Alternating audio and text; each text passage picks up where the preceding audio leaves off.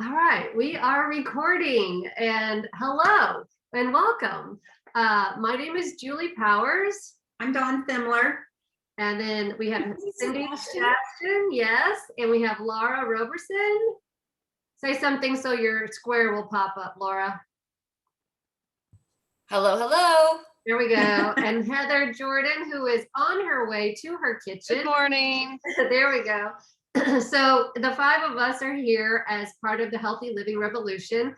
These Healthy Cooking 101 classes actually began 5-6 years ago, maybe, when Dawn had this brilliant idea that we should do these fun live events. Well, as you know, things have transferred over into the virtual world. So we're still doing our thing and we're here with you, and we're so glad that you're part of this.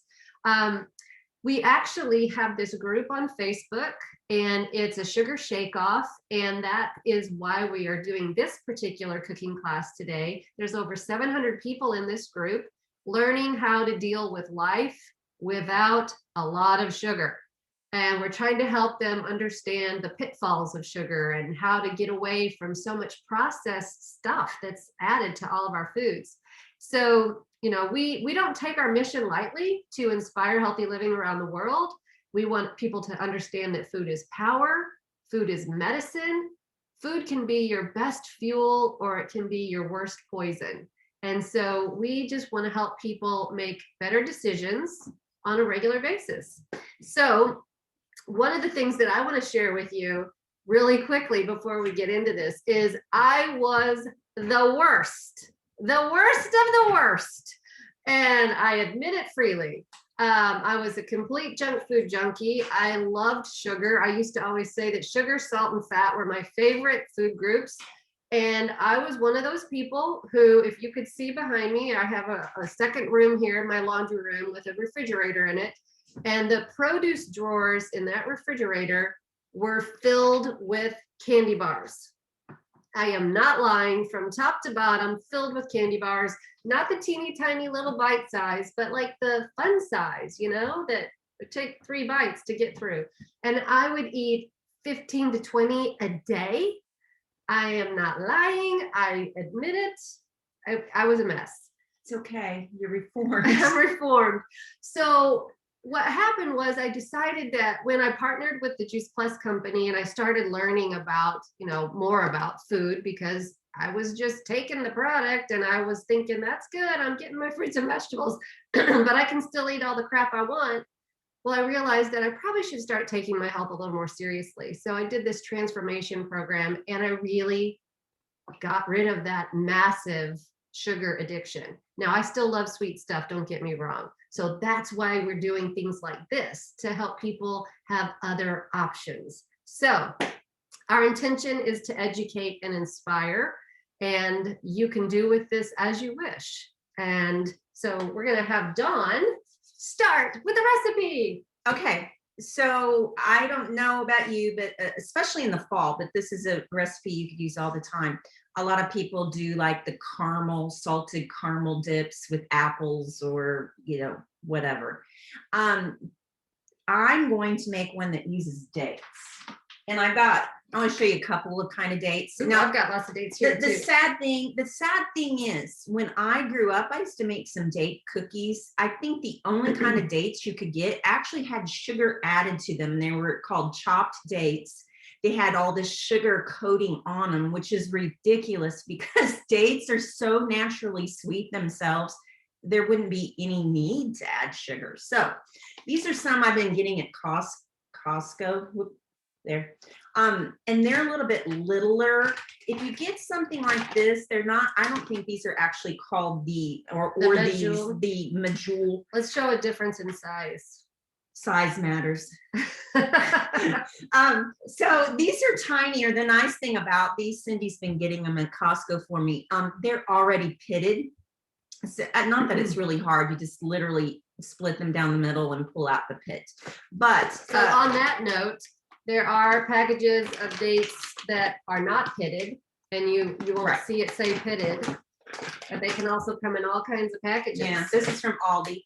And they're the bigger ones. But if you use these smaller ones or some maybe bigger ones that are a little bit older, they've been sitting in your pantry and they're dried out a little bit, pour some boiling water over them and let them sit for about 10 minutes and they plump back up, and then drain that water off.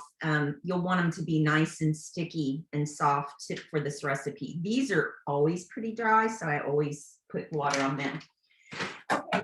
Besides dates, you're going to use natural peanut butter. Here's a couple of, I've been using this one. That's mine. I've been using this one from Walmart, Crazy Richards, because the only thing that is on the label is peanuts. You don't need sugar in your peanut butter. This one from Aldi is a good one. It has organic peanuts and sea salt, and that's it. So yes, you do need to they separate, they have the oil at the top, and you'll need to stir them, and I keep them in my refrigerator, but so much better for you.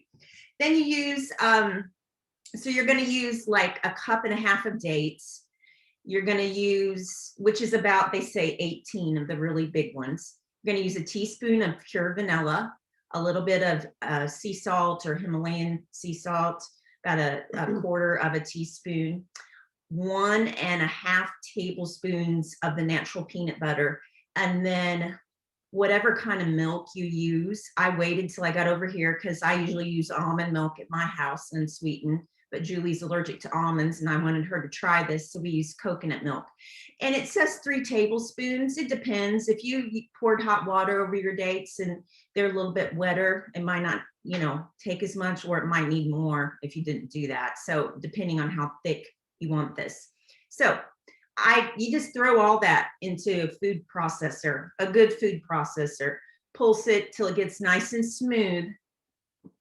She did try to use her Ninja blender. Not a good option for this particular. Yeah, it was pretty thick, and I use it for a lot of date recipes, but it didn't work.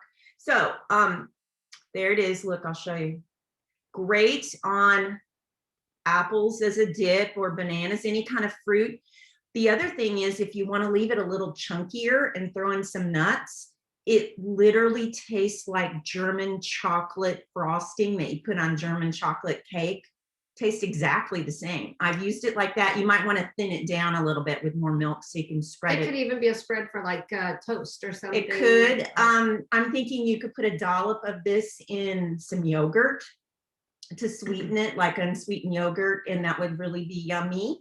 Oh yeah, Heather's like, whoa, yeah, I'm gonna do that. So there are a lot of options. I just literally could eat it. I keep doing backwards, but by the spoonful. So very, very easy. And if you have young kids, they're gonna love this. You can put it in their lunch, a little dollop, and an apple, and it's good to go. The neat thing, I'm gonna tell you a little bit about dates. They're not going to spike your blood sugar because they're very high in fiber. We're all lacking in fiber, believe it or not. We all need more fiber. It's so good for us. They're high in iron. They're a good source of calcium, phosphorus, sodium, potassium, magnesium, sulfur, and zinc.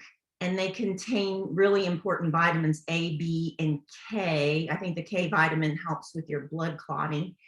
And a research study done at Cornell University suggested that if you ate as little as 4 dates a day, it would give you over 15% of your daily recommended allowance of essential minerals. So they're really great. They boost your brain health. They can relieve constipation and other intestinal disorders, and they help prevent heart disease and bone health because the calcium. You can actually throw some water and dates in a pan, cook them down, and make like a simple syrup that you can use as a sugar substitute in a lot of recipes. So that's all for me. I'm going to show, Laura's going to be showing us some wonderful pumpkin muffins. And, a lot of people eat pumpkin only in the fall. And I'm like, are you crazy? I eat it year round. It's so good. And it's so good for you. It's also full of a lot of phytonutrients and fiber. And it's been scientifically shown to reduce your blood glucose levels. So it's great for people with sugar issues, blood sugar issues. So Laura, take it away. Well, hello, everyone.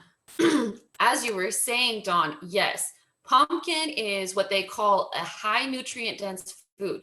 So you don't want to just leave it for your fall foods. You want to eat it more often. It's got fiber. It's got more vitamin A in it than most things, which helps with immunity and skin and eyes and all of that stuff. So you want to use pumpkin more than just in the fall.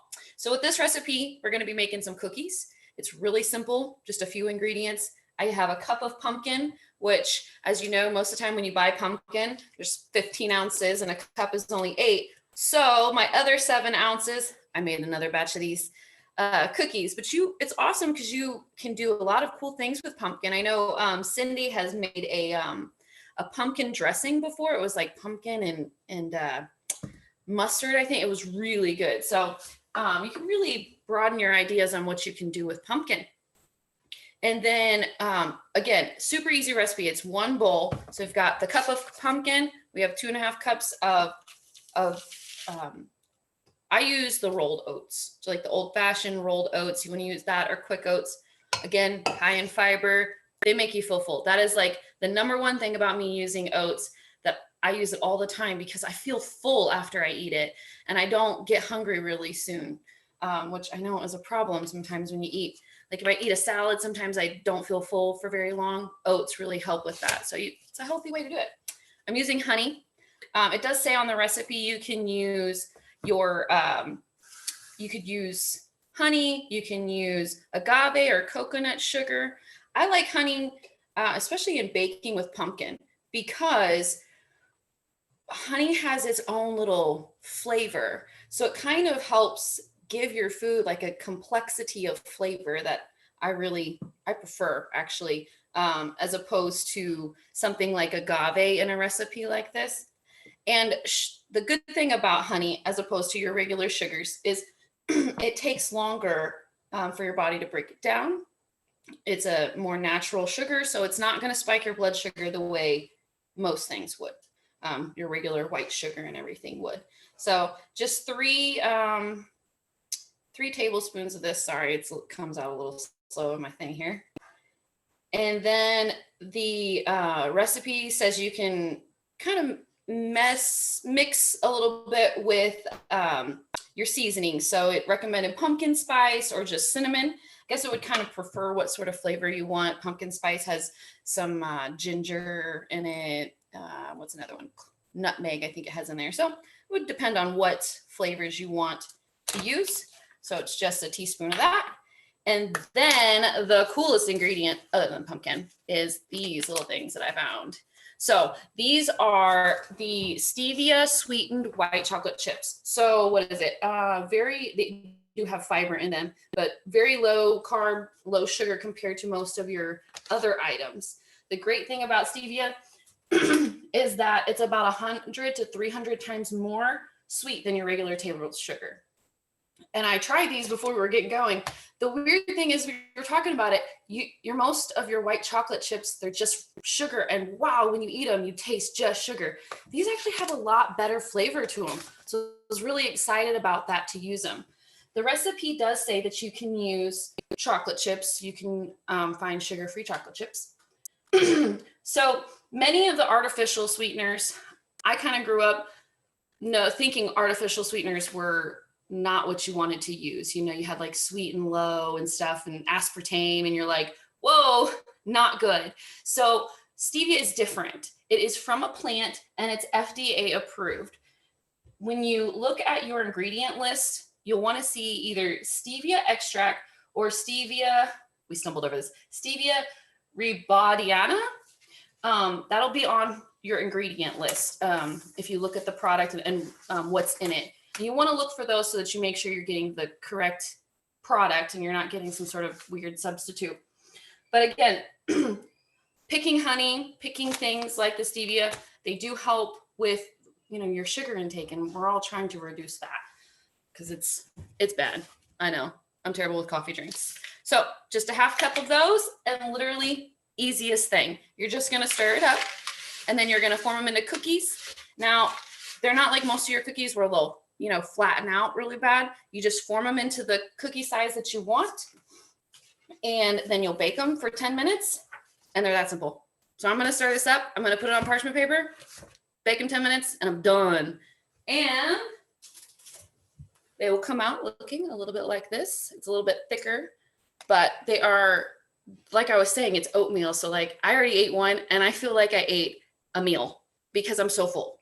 So you definitely want to incorporate pumpkin, your oats to keep you full, and those healthier sugars. So next, we're going to move on to Julie with her recipe using Complete, which is another, I mean, I put it in everything when I'm baking. So I'm excited to see what you're going to do. Don't mute yet. I want to know where you got those chips. Tell everybody where you got the chips. Walmart. Okay, very good. Walmart. I was like, because I really thought I was going to struggle. I was going to have to like call some people in the city or something. But Walmart is, thankfully, especially if I'm gluten-free. So for me, as time has moved on and these different stores and some people just take on the gluten-free life for fun, some are for health, and I take it on because I really have to. But I love how the stores are kind of starting to incorporate more of these ingredients that are healthier and not just, the candy bars and right. white sugar. Well, thank you for that recipe. And I'm going to show people now the black bean chocolate chia pudding. All right. It's a tongue twister, but it's so good. It's so yummy. Dawn tried it this week and she's wait, you said chia. Oh, so you're going to add chia. Oh, I didn't write that down. It's a black bean chocolate chia pudding. Okay, I didn't see that you had just so added you this. know, you will have access to all the actual recipes with the ingredients, and we'll be sending those to you. So if you don't get them, it's because we don't have your contact information or you're not part of the Facebook group. So just let us know. Reach out to the person who invited you to watch this video if you're watching the replay and say, how do I get the recipes? And we'll get you covered. All right, so first we're going to start with my Vitamix blender. I love my Vitamix blender.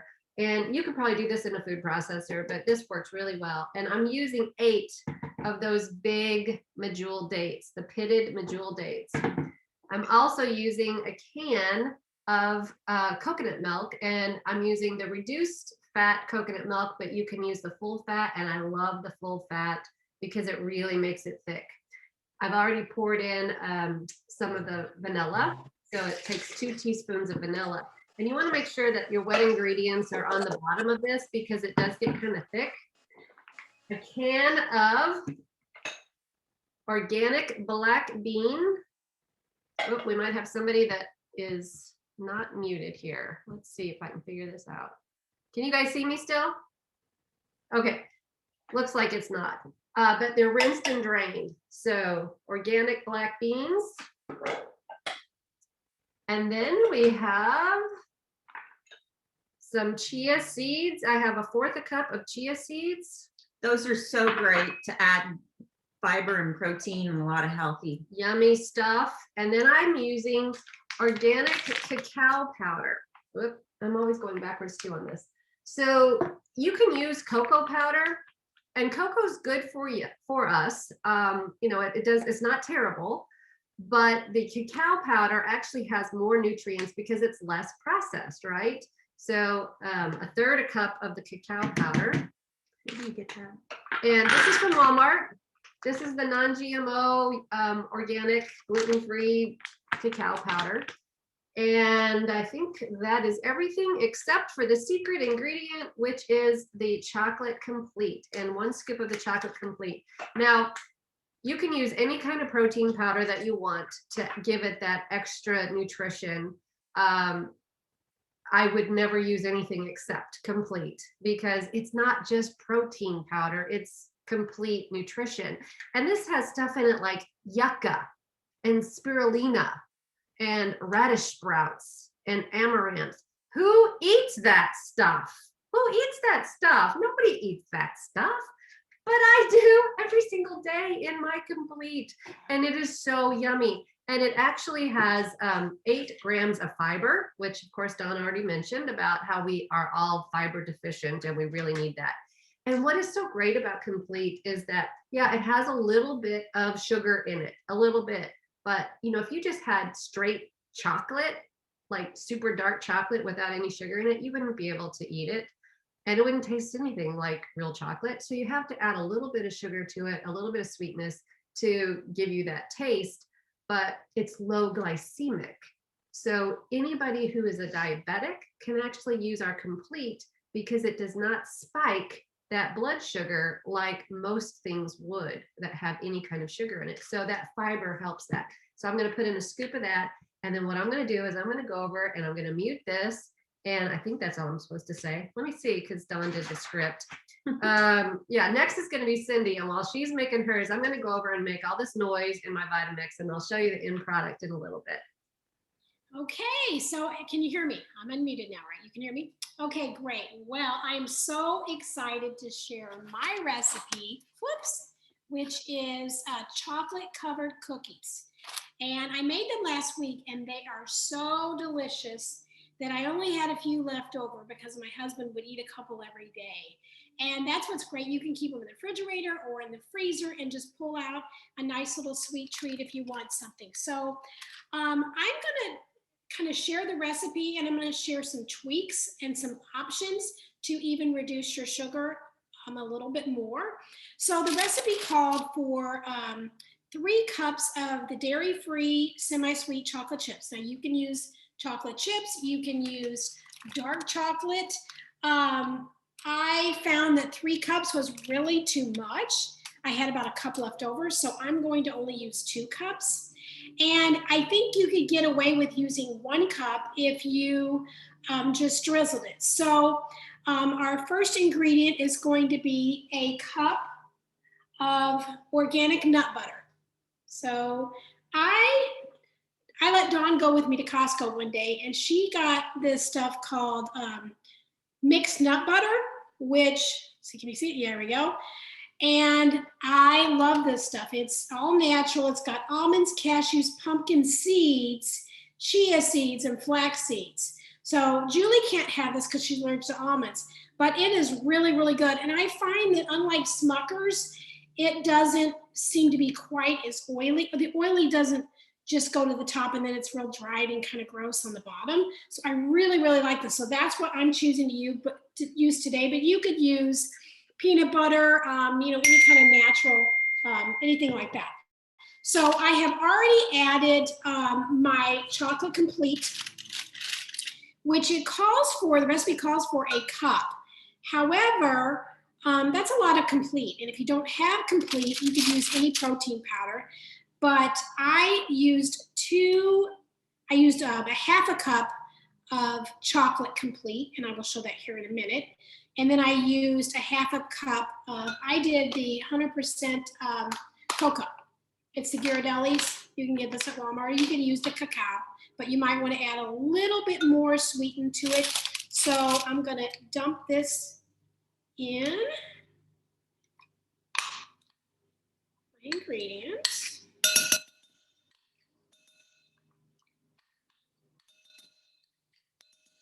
And then I'm going to use, I got the Trader Joe's oats, okay? They're gluten-free. And I'm gonna use a cup of those. I'm gonna dump that in there. And then I've got a half a cup of honey. So I'm gonna dump that in there to give it that little sweetened. And then I'm gonna make just a few and show you how to do it. But I also have some made that I made last week that weren't eaten. There's only just a few. And this makes about, I think I had about 34 balls, pretty good size cookies out of this. So I'm gonna mix this up. And then what I like to use for to melt my, my dark chocolate chips, I like to use my Pampered Chef, which, you know, I'm not getting anything for talking about Pampered Chef, but just microwave and melt the chocolate, which you could do a double broiler, but it's a little easy to burn that. So this is super easy. Okay, so I may come back and show you my options afterwards because I might have to add just a little bit more honey, a little more wetness to it. I have to work on a little bit more. But I want to show you about the ones I did last week, what they look like. These are absolutely to die for. So delicious. So I'm gonna make some and just have me come back real quick and show what you do is you roll these out and then you dip them in the chocolate. And then while Heather is going, I will go ahead and roll them out, and I'll dip a few. And then I'm also going to put kind of like a thumbprint on one of them, like almost like a Buckeye, and have just a little bit of chocolate, and then also drizzle some. And I'll show you what they look like on the end. But this is the complete. We have chocolate and vanilla. Okay. So I'm going to talk a little bit about complete. So like I said, my recipe and Julie's used the complete protein mix. I know she talked about it and touched on it a little bit. There's so many protein powders on the market.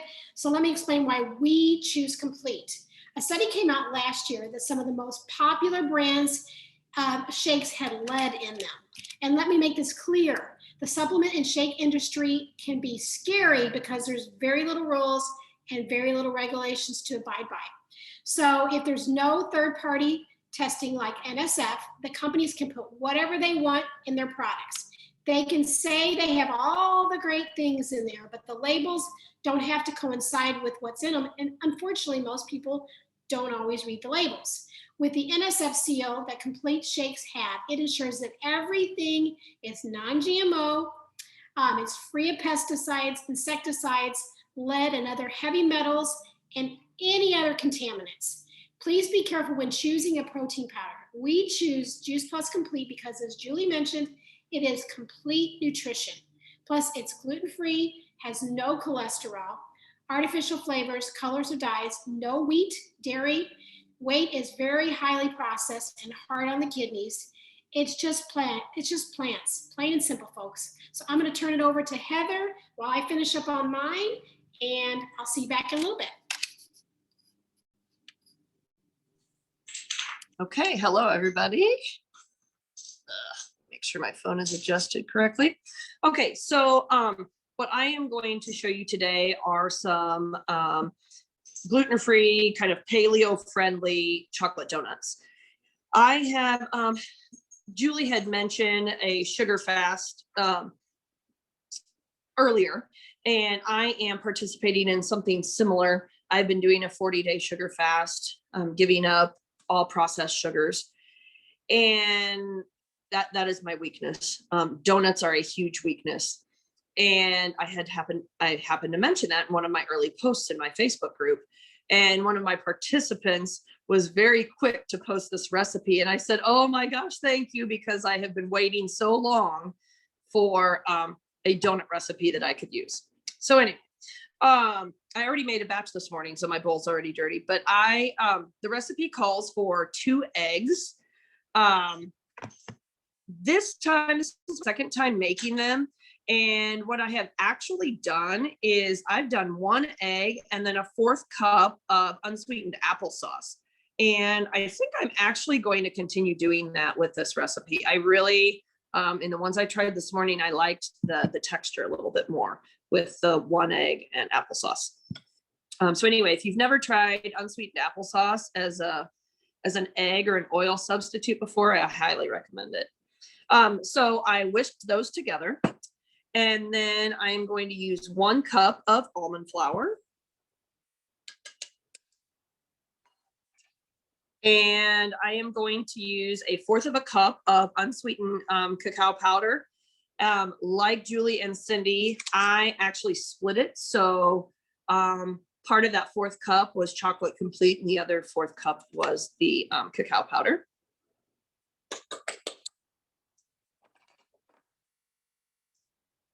And I've lost my spoon that I need. Here we go. 3 tablespoons of honey, which I've already measured out here in this bowl. I believe the first time I made it, I was getting short on honey. So I did 2 tablespoons of honey and one tablespoon of 100% pure maple syrup. And that seemed to work out just fine as well. Now, can everybody see me okay? Because I am seeing Cindy in my screen, but hopefully everybody can see me okay. All right. Yeah, it's just one of those weird things with Zoom. It always shows the person talking, it shows the person before them. So I got you. You're good. We can see you, we can hear you. Okay, good. Let's see, after the 3 tablespoons of honey, I'm going to do 1 teaspoon of cinnamon, or not cinnamon, vanilla.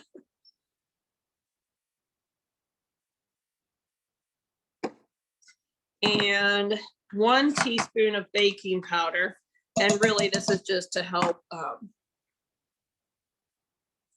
you know, help give the donuts a little bit of oomph.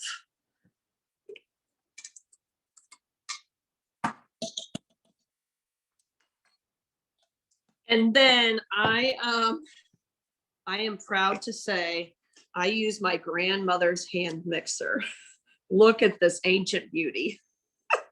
The box still has the Venture, if anybody remembers Venture stores, still has the Venture price tag on it. And it was $9.39.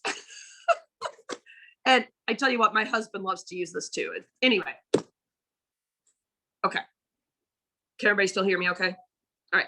So I'm not going to blend this for you on camera because I've already made a batch and I'll show you what the final product looks like. So I'll blend that later. What I love about this, you bake it at 425 for 12 minutes. I can't believe how short of a time it takes to do this. I found this donut pan at Target. I know a lot of people prefer to use the silicone, a donut pan because they come out easier, but I just spray mine with a little bit of oil and they seem to come out just fine. So you bake those for 12 minutes. Oh, before I show you, there is an icing that you can use and it calls for 1/4 cup of chocolate chips.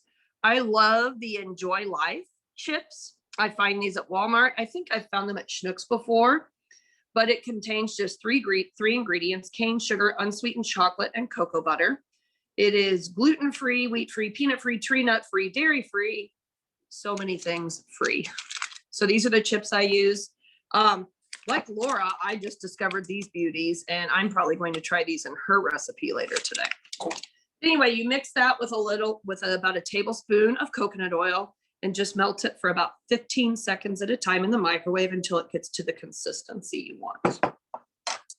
You, once the donuts are finished, you take them out and let them cool.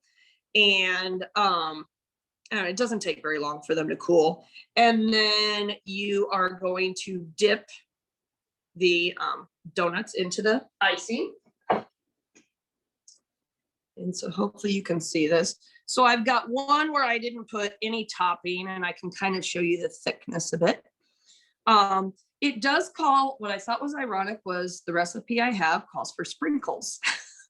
But well, that kind of defeats the purpose. And so what I did was I just mashed up some pecans and put those on the top while the icing was still in a liquid form. You could use any kind of nuts. I could probably even put some of these on top. Really, you can use whatever you want or just eat them with just the icing. And I'm sure you could do a white chocolate version of the icing as well. You just use the same ratio. I have tried this recipe when I've eaten them. I tried one right out of the oven after I iced it and everything, and it was pretty good. And then it calls for you to just put them in the refrigerator the rest of the time. And the next morning I got up and I just ate one right out of the refrigerator. And I think I actually prefer that version better. So anyway, super, super easy. I made a batch of these early this morning. It's going to take no time at all to get my next batch out. And now I've got them for the next few days. One thing you will notice, and you know, kind of what I mentioned here, is that we're sharing recipes not only free of processed and artificial sugars, but we also try to stay away from gluten and dairy. And while, you know, eggs, some consider eggs to be dairy, some consider them not to be dairy. I did give you that option of just using 1 egg instead of 2 and substituting the unsweetened applesauce, and it works just as well. But these things, like gluten, can cause inflammation, especially in the gut. And when your gut becomes out of balance, it can cause some issues, anything from brain fog to digestive issues, and even some more serious problems like different allergies, even mental health issues, autoimmune issues, and even some cancers. And it's crazy to me because I know Laura and I think have talked about this before, and my husband and I have talked about this several times. When we were growing up, there was no such thing as a gluten allergy. And my husband and I fully believe it is what is being put on these products when they're in the fields. And it really is sad because what was God's, bountiful harvest is now being disrupted and tainted by, modern chemicals. So anyway, that is my recipe, and we're going to move on to Dawn, and she's going to talk a little bit more about a sugar shake-off challenge. Okay, thanks. Those look so yummy, Heather. I can't wait to try them. So on February 17th, we started the 6-week Sugar Shake-Off Challenge. It's a Facebook group where we provide education on the pitfalls of sugar. We share recipes, encouragement. We do weekly prizes. It's not too late to be added to this group if you're not already in it. Once you're added, you can scroll through and look at some of the past, educational posts that are there. And each person on there just sort of chooses how they want to participate. Maybe some of them are completely giving up sugar for the remainder of the 6 weeks, or maybe you just want to cut back, or maybe you just want the education and you'll do with it what you want later. This is the 4th year that we've had this group, and it's always really, really gratifying to see the changes that people make in such a short time and how much better they feel. And some other upcoming events that our group is going to be doing are next, put this on your calendar if you like these online cooking classes. Our next one is going to be entitled Spring Fling Cooking. And it's just going to be some spring type recipes using fresh vegetables and those kind of things. It's going to be Thursday, April the 29th. So reach out to whoever invited you and they can give you information about that when it gets closer. And then on Earth Day, which is actually before that, Thursday, April the 22nd, we'll go live on Zoom and we're going to talk about our aeroponic gardening and explain how the tower garden works and how you can grow outside and inside all year round.